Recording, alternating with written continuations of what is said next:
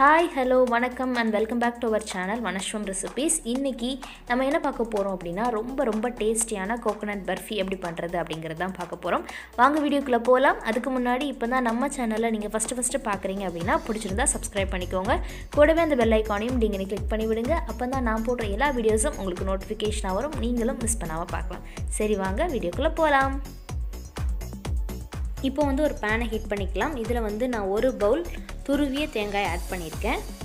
நம்ம துருவிய தேங்காய் வந்து எந்த அளவுக்கு எடுத்தீங்களோ அதேக்கு ஈக்குவல் அமௌண்ட் ஆஃப் சுகர் எடுத்துக்கோங்க. ஒரே கப்ல மெஷர் பண்ணிக்கோங்க. இந்த தேங்காய் வந்து நல்ல அதோட பச்சை வாசனை போற அளவுக்கு லைட்டா வறுத்தா போதும். ரொம்ப ஹார்டா வறுத்துறாதீங்க. அதே மாதிரி ரொம்ப அந்த கோல்டன் பிரவுன்லாம் வந்துராம ஓரளவு அந்த பச்சை வாசனை இருக்கணும். பட் அந்த ஹீட் கொடுத்தோம் அப்படினா சீக்கிரமா கெட்டு போகாம இருக்கும். அதுக்காக தான் ரொம்ப ஹை ஃப்ளேம்ல வச்சு வறுக்காதீங்க. நல்ல மீடியமான ஃப்ளேம்ல வச்சு வறுங்க. அப்பதான் டக்குன்னு வந்து கோல்டன் பிரவுன் மாறாம இருக்கும்.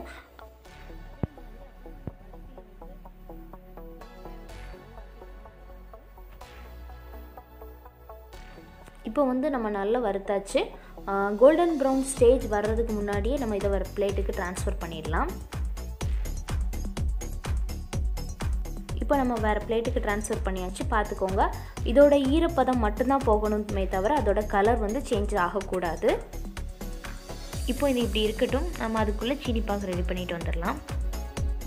இப்போ நம்ம ஒரு pan-ஐ ஹீட் பண்ணிக்கலாம். நான் இதே பவுலுக்கு வந்து 1 கப் துருவிய தேங்காய் ஆட் பண்ணியிருந்தேன். அதனால அதே கப்ல வந்து நான் 1 கப் சீனி ஆட் பண்ணிக்கிறேன். நீங்க வந்து இதே மெஷர்மென்ட்ல கரெக்ட்டா பண்ணும்போது பர்ஃபி ரொம்ப பெர்ஃபெக்ட்டா வரும். இப்போ இதுல வந்து ஒரு 1/4 கப் தண்ணி விட்டுக்கலாம். நீங்க வந்து எப்போதுமே சுகரும் இந்த தேங்காயும் ஈக்குவல் ரேஷியோல இருக்கிற மாதிரி பாத்துக்கோங்க. ஒரு கம்பி பதம் வர அளவுக்கு இது நல்லா கொதிக்கட்டும். நல்லா நொரச்சு வர ஆரம்பிக்கும். கரெக்ட்டா அந்த ஒரு கம்பி பதம் வந்த உடனே நம்ம தேங்காயை ஆட் பண்ணிடலாம். இந்த ரெசிபி வந்து பிகினர்ஸ் கூட பண்ணலாம். ரொம்ப சிம்பிளான ரெசிபி. அதே மாதிரி இந்த கரெக்ட் ஸ்டேஜ் வந்ததுக்கு அப்புறம் தான் இந்த தேங்காயை ஆட் பண்ணணும் அப்படிங்கிறதும் கிடையாது. ஓரளவு நல்ல கம்மிப்பதம் கொஞ்சமாவது வந்ததுக்கு அப்புறம் நீங்க ஆட் பண்ணீங்கன்னா சீக்கிரமா செஞ்சு முடிச்சிரலாம். பெர்ஃபெக்ட்டா வரும். அதனால தான் இல்லனா கொஞ்சம் கிண்டறதுக்கு கொஞ்சம் டைம் எடுக்கும். அவ்வளவுதான். ரொம்ப சிம்பிளான ரெசிபி. கண்டிப்பா இத எல்லாரும் உங்க வீட்ல ட்ரை பண்ணி பாருங்க. இப்போ கம்மிப்பதம் ரெடி ஆயிடுச்சு. இப்போ இந்த ஸ்டேஜ்ல வந்து நம்ம ரோஸ்ட் பண்ணி வச்சிருந்த இந்த தேங்காயை உள்ள ஆட் பண்ணிடலாம். அதே மாதிரி நீங்க கொஞ்சம் நான்ஸ்டிக் panல பண்ணீங்கனாலும் இந்த பர்ஃபி ரெசிபீஸ்லாம் ரொம்ப பெர்ஃபெக்ட்டா வரும். அந்த ஸ்டேஜை வந்து உங்களால நல்லா பார்க்க முடியும். இப்போ வந்து நம்ம நல்லா mix பண்ணி விட்டுக்கலாம். நமக்கு வந்து ஃபர்ஸ்ட் பார்க்கிறதுக்கு கொஞ்சம் தண்ணியா இருக்கிற மாதிரி இருக்கும். அதுக்கு அப்புறம் கொஞ்சம் கிண்ட நல்லா கட்டியாக ஆரம்பிச்சிரும். இந்த ரெசிபி கரெக்ட்டா ஒரு 5 to 8 மினிட்ஸ்ல பண்ணி முடிச்சிடலாம். அதே மாதிரி ரொம்ப ரிச்சாவும் இருக்கும் பார்க்கிறதுக்கு. நீங்க இந்த தீபாவளிக்கு இது கண்டிப்பா மறக்காம ட்ரை பண்ணி பாருங்க. இப்போ இதுல வந்து நம்ம ஒரு 2 டேபிள் ஸ்பூன் வந்து ஆயில் ஆட் பண்ணிக்கலாம். நான் வந்து தேங்காய் எண்ணெய் ஆட் பண்ணிருக்கேன். உங்களுக்கு வேணும் அப்படினா நீங்க நெய் ஆட் பண்ணிக்கலாம்.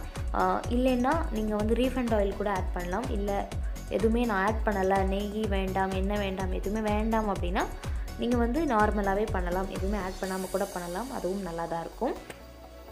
இப்போ பாருங்க மிந்தி இருந்ததுக்கு இப்போ கொஞ்சமா அப்படியே கட்டி ஆக ஆரம்பிக்குது. கரெக்ட்டா சொல்லணும் அப்படினா அந்த இதுல இருக்கிற தேங்காயும் சீனியும் சேர்ந்து ஒரு மாதிரி பூத்து வர ஆரம்பிக்கும். அதோட குவாண்டிட்டி வந்து கொஞ்சமா இன்கிரீஸ் ஆக ஆரம்பிக்கும். அதுதான் கரெக்ட்டான ஸ்டேஜ். இந்த மாதிரி பாத்திரத்துல ஒட்டாம வரணும். நம்மளோட பர்ஃபி கரெக்ட்டான ஸ்டேஜுக்கு வந்துருச்சு. இத நம்ம ஒரு பிளேட்டுக்கு ட்ரான்ஸ்ஃபர் பண்ணிடலாம். நான் இதுல வந்து ஆயில் கிரீஸ் பண்ணி வச்சிருக்கேன். இதனால இதுல ட்ரான்ஸ்ஃபர் பண்ணியாச்சு. பார்க்கவே எந்த அளவுக்கு சூப்பரா கலர்ஃபுல்லா இருக்கு பாருங்க. நீங்க வந்து இந்த ரெசிபி பண்றதுக்கு முன்னாடியே பிளேட் இல்ல ட்ரே பவுல் எதுல நீங்க ட்ரான்ஸ்ஃபர் பண்ண போறீங்களோ அதுல வந்து நல்ல ஆயில் இல்லனா பட்டர் வச்சு கிரீஸ் பண்ணிட்டு ஃபர்ஸ்ட் எடுத்து வெச்சுக்கோங்க. அப்பதான் உங்களுக்கு ஈஸியா இருக்கும். இந்த மாதிரி நல்லா பிரஸ் பண்ணி விட்டுக்கோங்க. டக்குன்னு செட் ஆயிடும். இது கொஞ்சமா ஹீட்டா இருக்கும்போதே நீங்க கட் பண்ணீங்கன்னா தான் கரெக்ட் பீஸா வரும் உங்களுக்கு. இப்போ இத நம்ம கட் பண்ணலாம். இந்த கத்தியை வந்து உள்ள அமுத்தி விட்டு கொஞ்சமா நகட்டுங்க. ஃபுல்லாவே ட்ராக் பண்ணனும் முடியாது. அப்படி நீங்க வந்து மொத்தமா அப்படி இழுத்தீங்கன்னா ஒரு மாதிரி ஷேப்லெஸ் ஆயிடும். அதனால மெதுவா கத்தியை இறக்கி விட்டு கட் பண்ணுங்க. நான் இந்த மாதிரி பெரிய பீசஸா கட் பண்ணிட்டேன். அதுக்கு அப்புறம் உங்களுக்கு தேவையான ஷேப் அண்ட் சைஸ்ல வந்து சின்ன பாக்ஸா கட் பண்ணிக்கோங்க. அவ்வளோதான், நம்மளோட பர்ஃபி ரொம்ப ரொம்ப சூப்பராக ரெடி ஆகிடுச்சு. ரொம்ப ரொம்ப பர்ஃபெக்டாகவும் இருக்குது.